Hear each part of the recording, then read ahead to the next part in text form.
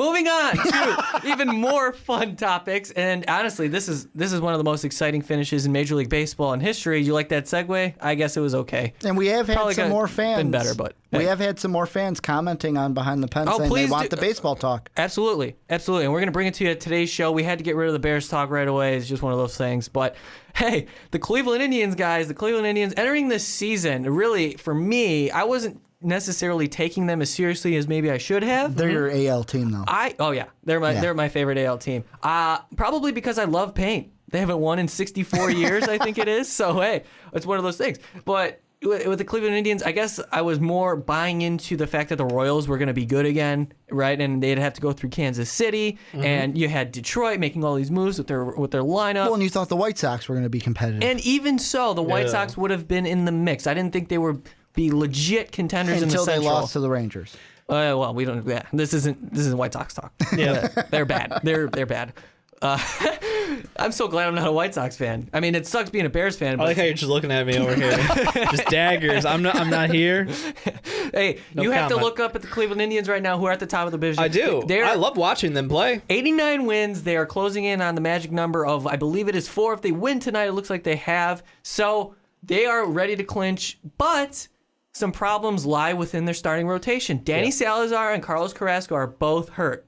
And that hurts because Carrasco arguably was their best pitcher, and as Salazar may have been their second best pitcher behind the Klubot, Corey Kluber. Yep. And Carlos Carrasco, he's out for the year. But Danny Salazar, on the other hand, he has a chance to possibly come back in a limited role once the playoffs start. But are you guys taking Cleveland Indians seriously throughout October? I still want to have hope, but I don't think they're my favorite anymore. With the 1-2 punch gone in pitching, it's hard to overcome. I'm sorry. I love watching Lindor. He's one of the best players in the league, one of the best young players to watch. Mm-hmm. But this is a team that I don't think they can go back and forth and win a series because your pitching now is just shot. You're like, they've got decent relief even, but you're going to stretch that out over 3-4 games. They've been relying on their bullpen a lot in September. A lot. That's my fear. I don't think they could make it through a couple rounds of that. At the same time, though, you look at really their starting rotation has carried them throughout the season. Their offense has done enough to win games, but obviously the story is their rotation. Absolutely. They have, it's really unbelievable what the Indians have developed in their rotation. Trevor Bauer, Josh Tomlin, Mike Clevenger, all these guys have been there and have contributed to the point where, wow, this team is a legit contender. And with Trevor Bauer, he started in the bullpen. A lot of people were trying to get him in the rotation to begin the season. I still believe that this Indians team can make some noise. I think that, I'm kind of half and half. And the reason why I'm saying that is maybe they can make some noise to win an ALDS series, maybe win a best-of-5 series, but there's no way you're winning a best-of-7 series, especially if you got to go up against either the Rangers or the Red Sox right Boston. now. Got to go with the Wilbon, the Sox. The Red Sox. But we saw it last year. We see it every year, whether it's the Giants with Mad Bum out there, whether it's last year's Mets team with Thor, Harvey, Mets, and DeGrom. That's this team when healthy reminded me of. Yeah. This was like the Mets of last year. Whether it's Arrieta out there in the wild card game just pitching his fucking brains out. Yep.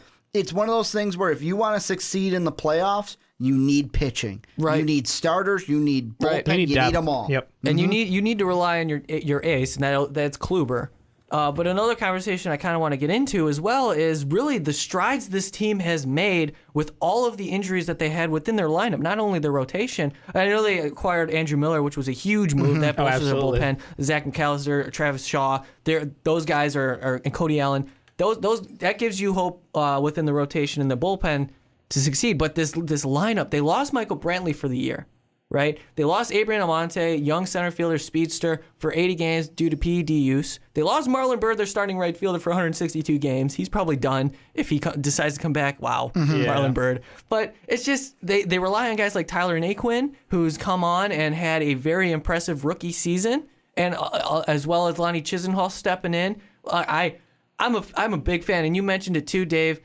Francisco Lindor could arguably be the best shortstop in the American League. Well, you just love Lindor. I love Lindor. You love Lindor. He is so good. He is so freaking good. I love watching him play. Can I make one change to what I said after taking a little bit of a deeper look? Sure.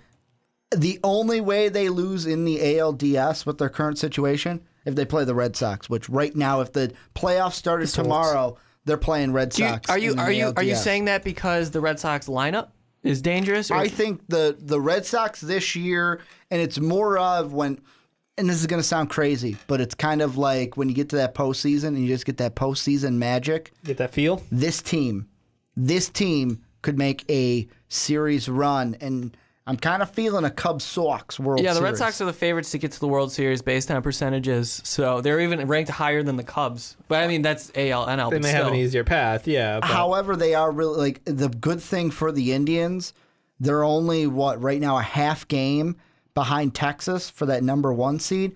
They got to get that. They keep winning. They have to get that, though, so they can have a chance to play either, right now it'd be Toronto or the Tigers. Mm-hmm. That didn't really work. Tiger. Does Detroit have any accent that's different?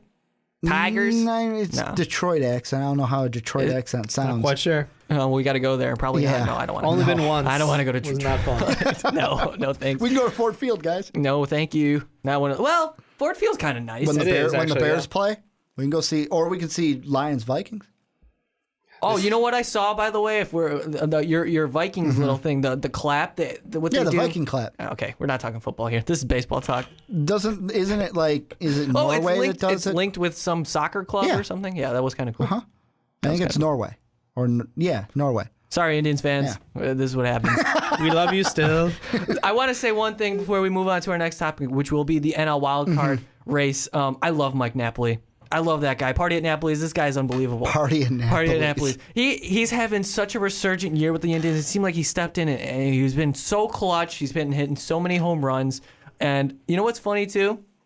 I saw on Twitter, actually, as soon as Carrasco and Salazar went down, it was one of the Indians beat writers who wrote a story about, the Indians' playoff hopes are done. They're just, throw them out the window.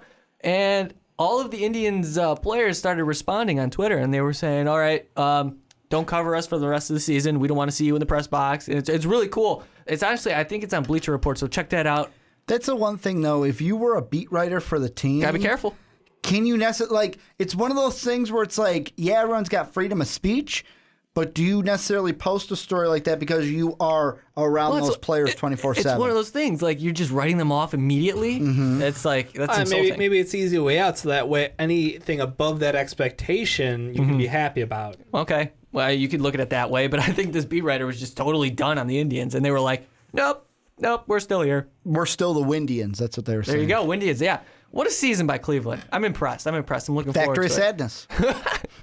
Imagine, dude. How about them Browns? They literally LeBron sold off the season for the Browns and the Indians. So like, I need this. I need to win more than you do. So thank you, Indians fans. I hope you're enjoying this season.